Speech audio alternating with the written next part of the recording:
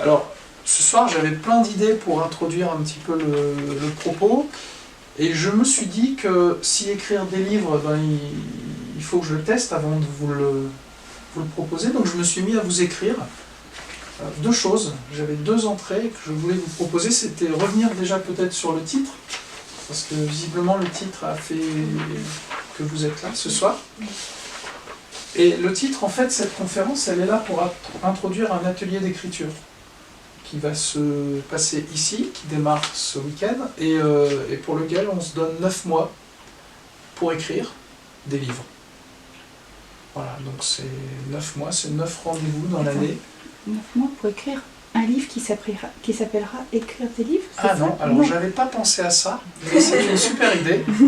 J'avais un truc un petit peu dans l'esprit qui pouvait être... coécrit. Alors en fait, il y aurait 9 mois, quand je dis 9 mois, c'est aussi 9 personnes. Voilà. C'est-à-dire que l'espace va être limité à 9 participants. On va bien s'entendre, ça va jouer sur les mots. Ça va durer sur 9 rendez-vous dans l'année. Et c'est vrai que ça permet d'accoucher, chacun de son projet, et en co-organisant tout ça, il y a peut-être un truc en plus qui va en sortir. Voilà. Donc le pari, il est là. Et du coup, c'est pas parce que les gens vont pas venir dès le premier mois qu'ils peuvent pas à tout moment s'inscrire sur l'atelier qui aura démarré. Voilà. L'idée, c'est de créer une dynamique autour de l'écriture, dans un esprit de coopération, et de voir comment les écrits des uns et des autres peuvent se répondre, s'alimenter. Quelqu'un qui dit « moi j'aimerais bien mais j'y arrive pas », pas sûr. Peut-être qu'on va créer des conditions qui font que les quelques premiers mots qui vont sortir, ben, c'est le début d'un travail, et on va s'auto-alimenter les uns les autres, s'accompagner, et on va voir ce qu'il en sort. Donc c'est une expérimentation aussi, et c'est un atelier d'écriture coopérative. Alors, si je revenais, j'ai pris quelques notes quand même, parce que ça me semblait important d'essayer d'expliquer ça davantage. Écrire des livres, parce que cela libère l'écrit. Là, je vous laisse voir comment vous voulez le rédiger. Voilà.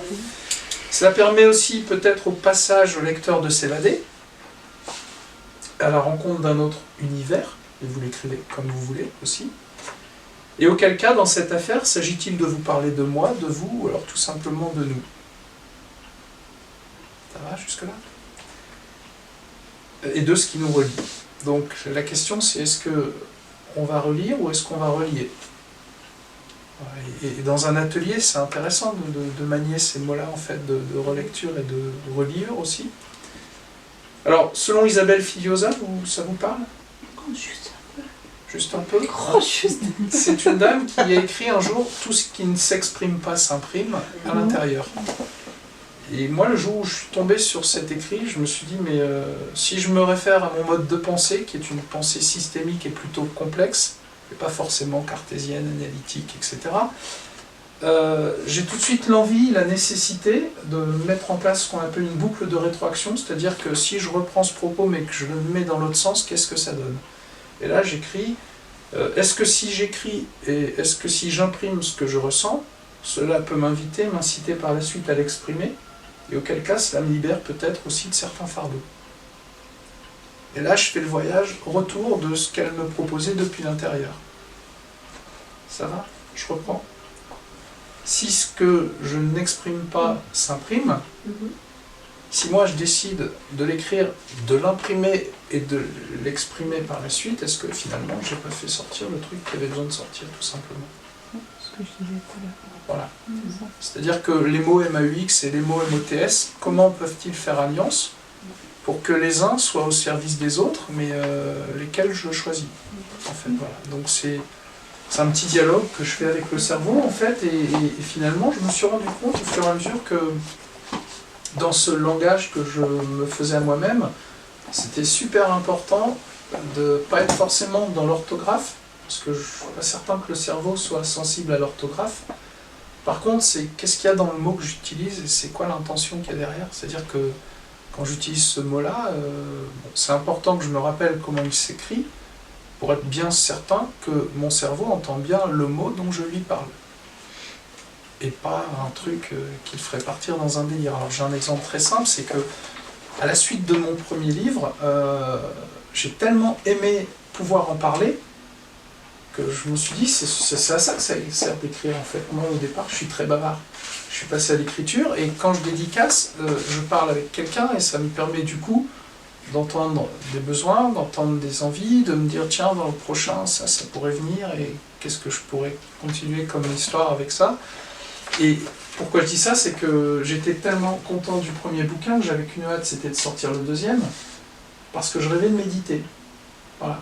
Et mon cerveau, lui, il a entendu que je rêvais de méditer, mais il m'a proposé autre chose. Ouais, c'est-à-dire tu rêvais de méditer, une méditation, ou de méditer, et ben moi, je rêvais de méditer de nouveau par le biais de mon éditeur, bêtement, quoi, tellement j'avais pris du plaisir à ça.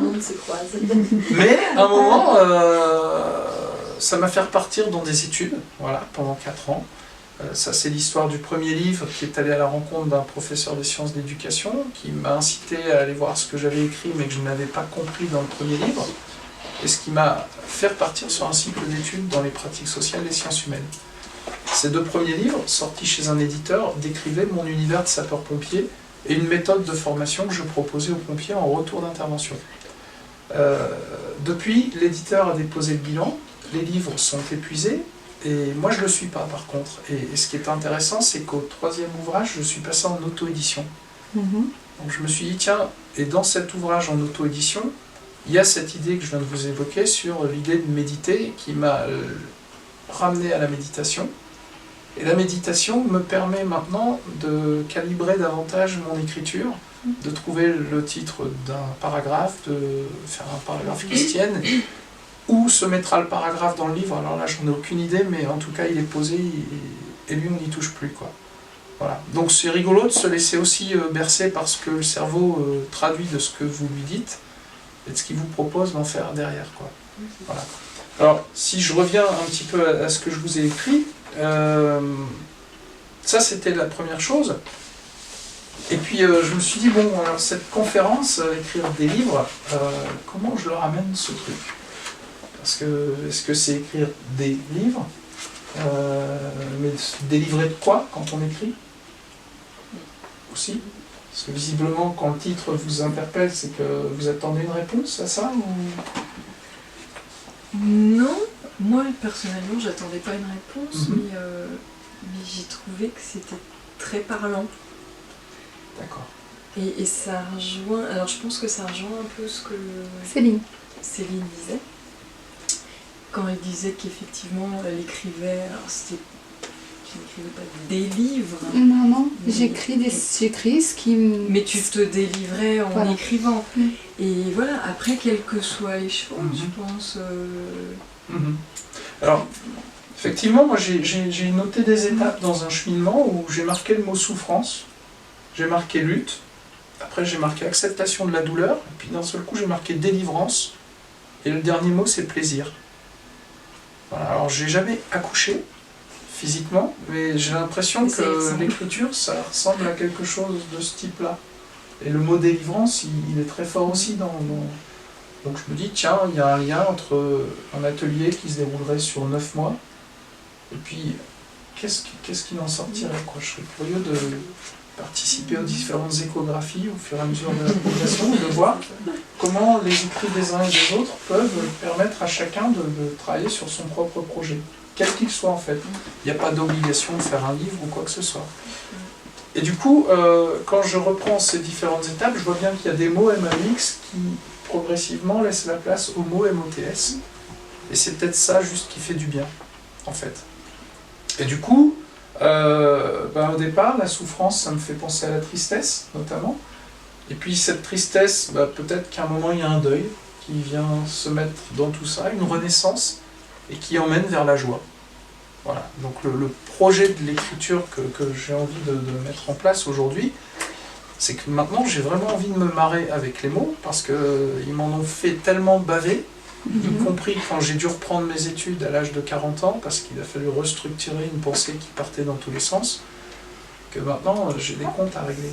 Et l'écriture va me permettre ça, mais pour ma plus grande joie. Voilà. Alors, un exemple de l'écriture qui délivre, c'est que hier soir, j'étais dans mon autre vie de sapeur-pompier, à la caserne, et je me suis dit, bon, demain, j'ai une conférence. Voilà, écrire des livres. Et là, je suis là, et comment ça va se passer l'histoire? Donc je me suis dit, ben, c'est calme, il n'y a pas de départ en intervention, je vais leur écrire. Donc je vous ai écrit un petit texte hier soir, que je peux vous proposer. Oui, Tu es toujours copié? oui. On en parlera, si vous voulez, après, du cheminement. Mais... Tu as parlé de coaching, de fire coaching, Ouais. etc. J'ai cru que tu n'étais plus sur la caserne, que tu étais... Pas encore, pas encore. Ça se fait, Ça se fait. Le chemin se fait. Tranquillement. Comme Voilà. moi. Voilà. Et ici, il y a une explication de texte qui va permettre aussi d'en parler. Donc ce soir, la raison justifierait que je prenne la parole et que je m'engage dans une forme de monologue en lien avec le thème de cette conférence, écrire des livres. Mais plutôt que vous parler de longues minutes, je préfère vous écrire. Pour cela, je vous propose que depuis ici et maintenant, nous fassions un léger voyage dans le temps. Ça va? Vous êtes prêts? Alors dites-vous à présent que nous sommes hier. Ça va? À la caserne, pas d'intervention. À peu près à la même heure qu'aujourd'hui, mais simplement 24 heures plus tôt. C'est bon, vous y êtes? Alors pourquoi ce petit exercice? Parce que c'est le seul moyen que j'ai trouvé de m'échapper quelques minutes d'un instant de l'ailleurs, afin de vous retrouver et venir à votre rencontre. Vous me suivez? Bon. Alors en vérité, ça fait maintenant quelques années que je m'amuse à ce petit jeu, et j'avoue y prendre de plus en plus de plaisir. Alors je tente le tout pour le tout. À vous, je peux le dire, je prépare mon évasion. Le retour à la liberté de celui que je suis réellement, et comme les murs de ma cellule sont relativement épais, pour ne pas dire blindés, ça fait quand même 30 ans que je suis sapeur-pompier, j'y vais en douceur. Et puisque je viens du monde de l'urgence, je prends tout mon temps. Alors, il faut dire que je gratte, ou plutôt je caresse les parois de mon fort intérieur à la plume. Je dépoussière peu à peu une histoire qui vient de fêter ses 50 ans. Cette histoire, ce que vous êtes en train de vivre, ce que vous êtes en train de faire, ça efface tout le reste. Il y a un truc qui circule de partout. Vous n'avez plus de notion du temps. Si quelqu'un vous parle, c'est même pas la peine d'essayer d'y répondre, vous n'y êtes pas. Vous êtes avec vous et en train de vous appliquer parce que vous êtes réellement connecté. Et moi, c'est visiblement ce que je vis quand j'écris, en fait. Donc c'est très égoïste d'écrire aussi parce que c'est dans ce moment-là précisément qu'il n'y a plus rien qui compte et que peut-être même que le temps n'existe pas. Voilà. Et ça c'est Mirali, Csikszentmihalyi Mirali, un monsieur qui écrit très bien et qui vous raconte vraiment ce qu'est le bonheur, voilà, le flux. Alors si tel est le cas, pourquoi garder tout ça pour moi et ne pas vous permettre à votre tour de tels moments d'extase dans votre vie de tous les jours? Voilà. C'est peut-être que signifie pour moi en fait ce qui va autour de écrire des livres. C'est-à-dire que hier je suis dans un centre de secours de sapeurs-pompiers, mais je me dis que j'ai peut-être aussi des moments à vivre pour moi et que ça fait 30 ans que je passe ma vie à la consacrer aux autres. Je suis dans un système très organisé de fonctionnariat où tout est confortable malgré les dangers ou les risques de la profession. Et je me suis dit, est-ce que je vais jusqu'au bout dans ce truc-là, ou est-ce que j'essaye pas à un moment donné de retrouver une voix qui est peut-être plus la mienne en exprimant aussi ma voix et en essayant de... Voilà. Donc le projet, il n'est pas insurmontable, il est juste délicat, semé d'embûches, d'obstacles. Imaginez qu'on ferme la lumière et puis qu'à partir d'ici, il faut retrouver la sortie. Tout ça, en fait, moi, je l'ai intégré dans ma pratique de sapeur-pompier pendant 30 ans. Et je crois qu'aujourd'hui, l'écriture me permet tout simplement de faire une forme de voyage alchimique et de dire, tiens, cet univers des pompiers, si je le prenais là, avec tout ce que j'ai incorporé, et que je l'amenais à la disposition de monsieur et madame tout le monde, qu'est-ce que ça donnerait? Voilà. Et auquel cas, est-ce que j'ai pas des petits tuyaux à refiler aux uns et aux autres dans un monde où tout va de plus en plus vite? Alors c'est vrai que j'ai cette spécialité d'agir dans l'urgence, mais l'urgence, est-ce qu'elle s'improvise ou est-ce qu'elle se prépare? Est-ce qu'elle se travaille? Qu'est-ce qu'elle a à nous apporter, cette urgence? Et dans un monde où tout va de plus en plus vite, comment on peut éventuellement accompagner les gens à ralentir, voire à se poser? Tout simplement. peut-être que l'écriture permet ce moment-là aussi, et qu'une fois que c'est sorti, que c'est écrit, que c'est posé, ben, on peut le regarder, on peut le projeter, et on peut y trouver du sens, tout simplement. Et permettre aussi peut-être de retrouver du sens à nos actions. Voilà. Ça c'est sûr, enfin, je suis convaincue. Le fait d'écrire permet de faire sens. Et après, moi pour l'instant je ne m'embarrasse pas avec des questions de style ou de courant littéraire ou quoi que ce soit, c'est-à-dire ça sort, qu'est-ce qu'on en fait? Voilà, ben, peut-être qu'on peut le laisser poser quelque temps, puis peut-être qu'on peut y revenir un peu plus tard, et puis on va peut-être découvrir des choses qui ont été écrites, et on se dit, c'est moi qui ai écrit ça, parce que je ne m'en rappelle même pas. Voilà. J'ai déménagé la maison de mes parents dernièrement, et du coup, on laisse toujours quelque chose chez ses parents. Enfin, je sais pas, quand on part pour emménager, pour faire sa vie de femme ou d'homme, il y avait toujours un carton, un cahier d'école qui restait quelque part. Et donc là, il a fallu vraiment vider la maison. J'ai retrouvé des cahiers, parce que j'écrivais beaucoup de poèmes étant jeune, vraiment beaucoup au point de faire des expos sur Aix, à petite échelle de jeune fille, mais suffisamment pour oser faire des expos avec quelqu'un qui faisait des photos, une autre personne qui dessinait, qui illustrait. Et je les ai retrouvés récemment, et c'est exactement ça. Mais, ah ouais, quand même, je faisais ça. Ah bon, ça le côté candide d'une jeune fille de 15-16 ans. Mais derrière, on ne lit pas pareil. À 45 ou 50 ans, on ne lit pas pareil, on le relit avec un autre regard et on se dit tiens, ça pourrait peut-être servir, ou ça peut être passé comme un relais à quelqu'un. C'est sympa de laisser l'écriture de côté et de la retrouver plus tard. Je trouve que c'est sympathique, c'est un effet sympa.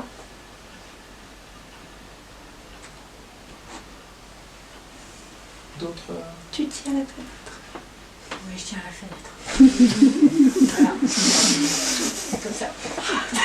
Alors, je peux peut-être vous raconter comment moi je suis revenu à l'écriture en fait, parce que... Revenu, ouais, ça veut revenu. dire que tu écrivais avant. En fait, ouais, mais je le savais pas. Ou ça s'était pas trop mis en place dans mon parcours scolaire notamment. Je suis un fils de prof de maths, je suis le 4e. Tous mes frangins à l'époque ont fait ce qu'on appelait un bac C scientifique, parce que j'avais des parents qui voulaient qu'on puisse s'ouvrir un maximum de portes dans la vie et que, a priori, c'était la voie royale. Sauf que j'étais nul en maths, j'étais nul en physique, j'avais horreur des sciences.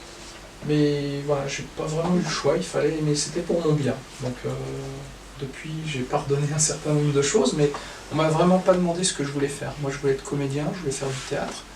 Je voulais être chanteur, je voulais faire tous les trucs. Et puis je me suis retrouvé en terminale C avec dans mon bulletin scolaire une mention qui disait que j'étais un littéraire perdu dans les matières scientifiques. Oh, c'est joli ça. Alors c'est très joliment dit, mais ça m'a fait super mal. J'avais 18 ans, ça m'a vraiment fait mal parce que je me suis dit mais ok, je me suis perdu, mais qu'est-ce qu'ils attendent pour m'aider à m'y retrouver?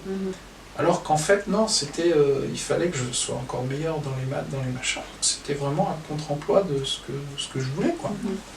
Voilà, mais bon... Tu l'as lu comme ça. Ah ouais, je l'ai pris comme une sentence. Avec les hormones de 18 ans, tu l'as lu comme ça. Comme le gars, t'as pas de bol, toi, parce que t'es perdu. Donc en gros, t'es condamné. C'est le mot perdu. Ouais, c'est le mot perdu. C'est le mot perdu qui était... Parce qu'en fait, on valorisait pas le littéraire, quoi. Ah bah non, mais toujours pas. Voilà, et toujours pas. Et du coup, voilà, je suis parti un peu comme ça, dans des études où je me suis quand même pas plu, en fait, pas éclaté. Et du coup, il a fallu que je m'échappe de ce truc-là, parce que j'étais le seul à pas vouloir faire une classe supérieure, une grande école, un machin. Et puis les pompiers, ça a commencé à venir me chatouiller, je sais pas pourquoi, mais de plus en plus. Et un jour, j'ai dit, bah voilà, moi, en fait, je crois que je vais partir chez les pompiers. Là, mais attends, catastrophe. C'est quoi ce métier? Mes parents n'ont pas eu cette version-là, mais c'était les profs. C'était non, mais attends, mais tu manques d'ambition. Et là, je me suis dit, bah écoutez, je veux apprendre à sauver des vies. Si vous avez de meilleures ambitions à me proposer, je suis preneur. Et là. plus un mot, machin, j'ai dit, lui, je l'ai mouché. Donc ça, c'est bon, j'ai déjà, voilà, j'ai un Oui, argument de parce choc. qu'à partir du coup, moment je que vais tu partir as, dans- tu as la capacité Voilà. d'argumenter de cette façon-là, en face, qu'est-ce que la personne peut répondre? C'est tout ce qu'elle attend. L'encadrant, la personne qui accompagne, tout ce qu'elle attend, c'est de savoir Mm. où est où est la motivation de la personne. Mm. Et une telle phrase, Mm. bon, il est motivé. Donc Mm. après, Alors on pourrait penser ça, mais après je me suis reperdu une seconde fois, c'est quand je suis arrivé chez les pompiers de Paris. oh, Parce que là je suis arrivé, donc je me suis Ah oui. engagé dans les pompiers, et quand je suis arrivé, on m'a fait remplir un petit cahier en me demandant c'est quoi vos motivations, etc. Moi je sortais quand même de quelques années de lycée, etc. Et puis dans le petit carnet j'ai écrit que moi j'étais là pour me trouver une philosophie de la vie au contact de l'existence des personnes en détresse, dans la misère, etc. Et que j'étais là pour alimenter tout ça, quoi.